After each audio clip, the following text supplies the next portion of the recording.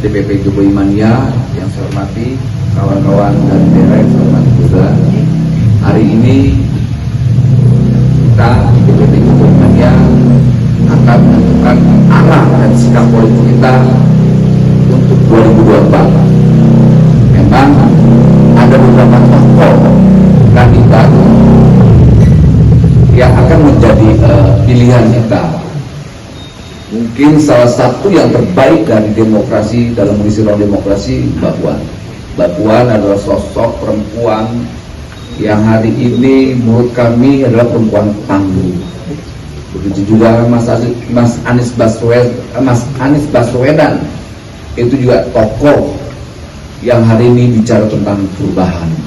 Begitu juga Pak Prabowo, sosok yang punya totalitas, loyalitas terhadap pemerintahan Jokowi, yang hari ini juga kita lihat begitu luar biasanya.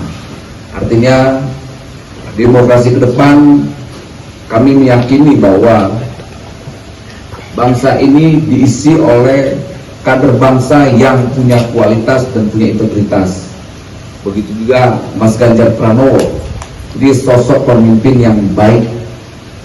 Jadi sekali lagi, kami tidak pernah memposisikan siapapun kader bangsa yang ikut dalam kontestasi politik 2024 adalah orang-orang yang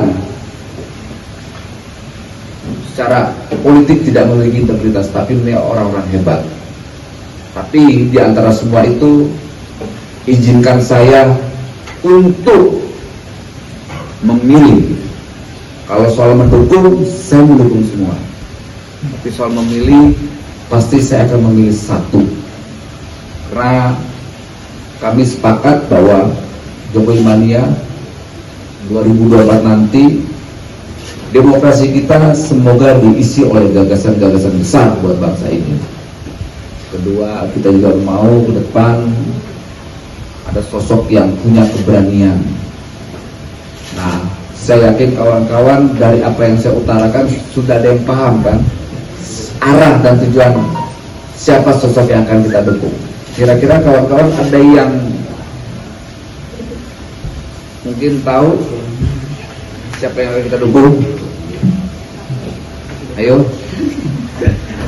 Ada 3 dari tadi yang saya rasionalisasikan, misalnya Mbak Puan, Mas Anies Baswedan, kemudian Pak Prabowo. Apalagi kemarin saya dari Nasdem.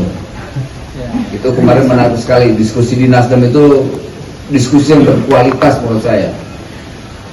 Dia bicarakan tentang Pak Jokowi, dia bicara tentang Mbak Puan, dia diskusi soal Mas Anies Baswedan, kemudian diskusi juga tentang Pak Prabowo. Dalam diskusi itu semua menurut saya isinya positif semua, tidak ada sinisme politik dan sebagainya.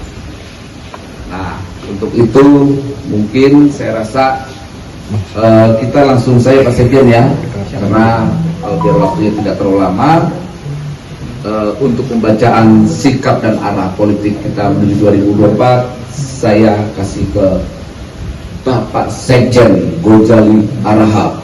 Silakan Pak Sekjen.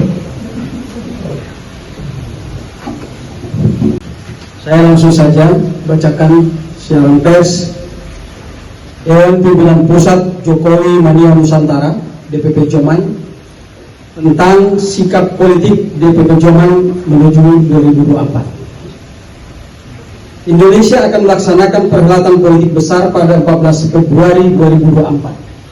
Semua pihak diharapkan turut berpartisipasi untuk menjaga sekaligus mengikuti proses demokrasi 5 tahunan tersebut.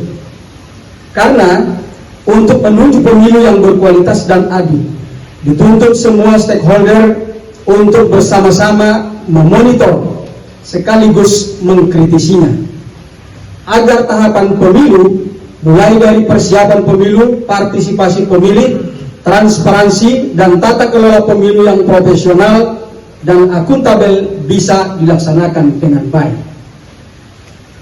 Pernyataan akhir tahun 2022 dari Lemhanas RI yang mensinyalir adanya eskalasi isu politik identitas, kemudian misinformasi yang terkait dengan hoax, kemudian adanya hate speech atau ujaran-ujaran kebencian, terutama yang terkait dengan politik identitas, adalah sesuatu yang harus kita waspadai sekaligus kita hindari. Tantangan lain yang tidak kalah pentingnya adalah persoalan ekonomi bangsa pasca COVID-19. Apalagi kalau dikaitkan dengan situasi dunia saat ini yang disebut Presiden Jokowi sebagai krisis global. Karena itu, pemilu akan menentukan nasib bangsa Indonesia 5 tahun ke depan. Bahkan lebih dari itu. Maka jangan sampai salah dalam menentukan siapa yang akan menakodai 270 juta penduduk Indonesia atau penduduk negara kesatuan Republik Indonesia. Jika salah menentukan pilihan, maka yang rugi dan menyesal adalah bangsa Indonesia secara menyeluruh. Beranjak dari hal tersebut, DPP Joman berdiskusi panjang dan juga rapat pleno DPP pada Selasa 14 Februari 2023. Maka DPP Joman memutuskan untuk mendukung Prabowo Subianto sebagai Capres 2024-2029. Dukungan ini didasarkan pada berbagai pertimbangan. Satu, bahwa Prabowo Subianto memiliki modal sosial yang lebih dari cukup untuk menjadi Capres 2024-2029. Kedua, bahwa Prabowo Subianto adalah pemimpin yang bernyali dalam mengambil sikap meskipun banyak yang menghujat dan mencibir. Tiga, bahwa Prabowo Subianto memiliki gagasan untuk Indonesia maju dan sejahtera.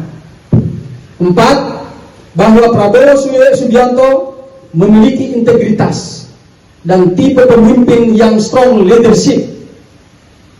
Lima, bahwa Prabowo Subianto adalah memiliki loyalitas dan totalitas dalam bekerja.